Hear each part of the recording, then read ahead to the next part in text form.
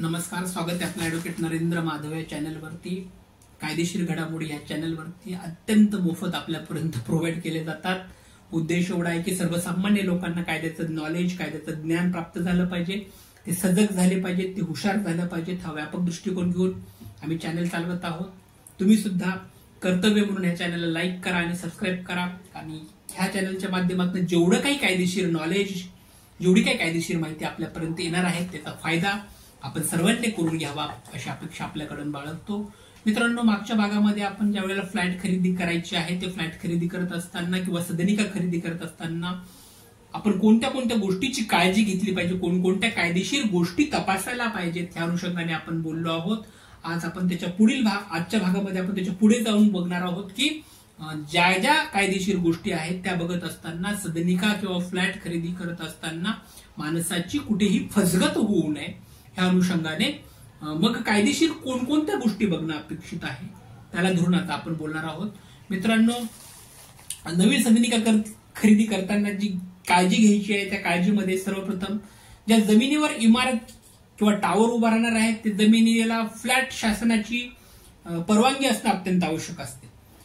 जो प्लॉट आहे त्या प्लॉटवर जी जमीन आहे, जो भूखंड आहे, त्या भूखंड किंवा प्लॉटवर टावर उभा असतं आणि टावरमध्ये मग फ्लॅट तुम्हाला देण्यात येतात. म्हणजे त्या फ्लॅट घेण्यासाठी तुम्हाला आधी तो प्लॉट किंवा तो भूखंड आहे त्याची कायदेशीर दृष्ट्या कोणकोणत्या गोष्टी महत्वाच्या आहेत हे बघणं अत्यंत आवश्यक आहे. म्हणजे सर्वप्रथम तो जो भूखंड आहे, जो फ्लॅट आहे, तो प्लॉट शासनाचा किंवा वन खात्याशी संबंधित किंवा आदिवासीच्या मालकीचा आहे का हे सुद्धा बघणं अत्यंत महत्वाचं आहे. की तो फ्लॅट सर्वप्रथम आदिवासीच्या मालकीचा नसावा, तो वन खात्याचा नसावा, तो शासनाचा नसावा. त्याचबरोबर इतर काही फ्युचर प्लॅनिंगचा प्रोजेक्ट त्या ठिकाणी असेल तो सुद्धा त्या जागेमध्ये नसावा हे बघणं अत्यंत आवश्यक आहे.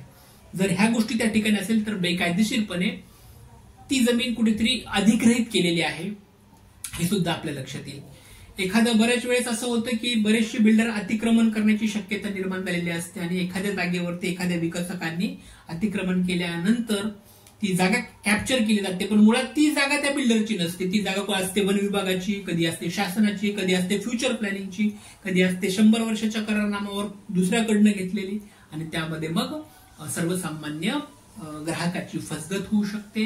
म्हणून सर्वप्रथम गोष्टी बघितली पाहिजे की ती जमीन शासनाची आहे का, वन खात्याची आहे का, किंवा आदिवासींना दिलेली मालकी हक्काची आहे का. जसं आपण आदिवासींच्या एखाद्या मालकी हक्काची जर ती जमीन असेल तर ती जमीन विकता येत नाही, त्याचा हक्क फक्त आदिवासी समुदायाचाच असतो. त्या अनुषंगाने जो काही कायदा आहे त्या कायद्यावर पण आपण पुन्हा बोलणार आहोत. एक वेगळा व्हिडिओ आपण त्या अनुषंगाने आदिवासीच्या रिलेटेड जे जे महत्वाचे कायदे आहेत त्यावर पण आपण करणार आहोत. तत्पूर्वी आजच्या भागामध्ये जी काळजी आपल्याला घ्यायची आहे घर खरेदी करत असताना त्यामध्ये ह्या गोष्टी बघायच्या आहेत. त्याचबरोबर सदरील जी जागा आहे, जी प्लॉट आहे किंवा जो भूखंड आहे तो बोजा विरहित आहे का, म्हणजे त्यावेळी कुठल्याही प्रकारचा टॅक्स नसावा. नगरपालिकेचा, महानगरपालिकेचा, ग्रामीण भाग असेल तर ग्रामपंचायतीचा त्या ठिकाणी कुठलाही प्रॉपर्टी टॅक्स त्या ठिकाणी पेंडिंग नसावा, हे पण अत्यंत महत्वाचं आहे. त्याचबरोबर ती जमीन बऱ्याच वेळेस भाडे तत्वावर म्हणजे लीजवर आहे का किंवा मग फ्री आहे का हे सुद्धा त्या ठिकाणी बघणं अपेक्षित आहे. यापैकी ती खात्री करून घेणं आवश्यक आहे की ती जमीन लीजवर आहे का, 100 वर्षाच्या, 50 वर्षाच्या असं, किंवा मग भाडेपट्ट्यावर, किंवा मग बऱ्याच वेळेस असं होतं की ती एनए झालेलं त्या ठिकाणी नसतो, कृषिक जमीन असते, नॉन कृषिक प्रमाणपत्र त्या ठिकाणी भेटलेलं नसतं. मग एनए झालाय की नाही झालंय हे सुद्धा त्या ठिकाणी तपासून बघणं अत्यंत आवश्यक असतं.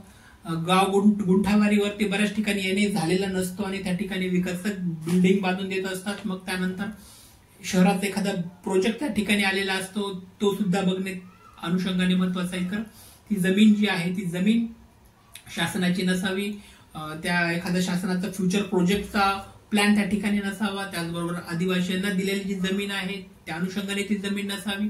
त्याचबरोबर भाडे तत्वावर ती जमीन दिलेली आहे का हे सुद्धा तपासणं बघणं अपेक्षित आहे. त्याचबरोबर त्या जमिनीवर कुठल्याही प्रकारचा बोजा किंवा टॅक्स नसावा, टॅक्स फ्री ती जमीन असावी, जसं की पाणीपट्टी, घरपट्टी, नळपट्टी या सगळ्या प्रकारच्या बोजा विरहित ती जमीन असावी. आणि मुळात मध्ये ती जमीन जो विकसक जो बिल्डर आहे तो बिल्डर तयार करत आहे त्या बिल्डरच्याच नावाने असावी हे सुद्धा बघणं, हे सुद्धा तपासणं या ठिकाणी अत्यंत महत्वाचं आहे. मित्रांनो, जो जमीन किंवा खरेदी करायची आहे किंवा जी सदनिका खरेदी करायची आहे ती सदनिका खरेदी करत असताना त्या जमिनीचे मूल्य, जमिनीचा भाग आणि त्या जमिनीची मालकी हक्क कुणाकडे हे सुद्धा तपासणं अत्यंत आवश्यक आहे. ह्या व्हिडिओमध्ये आज आपण थांबूयात. पुढील भागामध्ये आपण नवीन सदनिका नवीन फ्लॅट खरेदी करत असताना अजून कोणकोणत्या गोष्टीची कायदेशीरदृष्ट्या तपासणी आवश्यक आहे त्या अनुषंगाने बोलणार आहोत. तत्पूर्वी चॅनल आवडत असेल तर लाईक करा, सबस्क्राईब करा. Thank you so much.